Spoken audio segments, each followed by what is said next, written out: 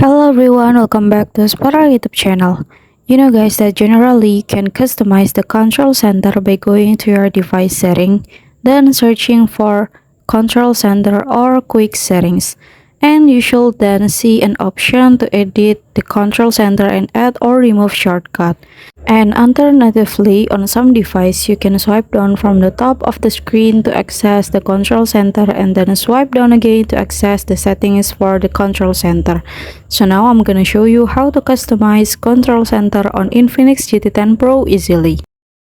Alright, first thing first, you can swipe down and then you can swipe down again to see the shortcut of your control settings.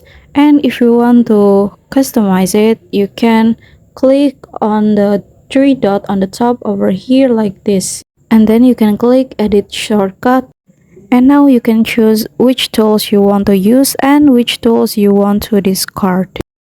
And then when you are finished, you can click back and you can swipe down to check it again and you're done. Alright, here's the tutorial on how to customize control center, and thank you so much for watching.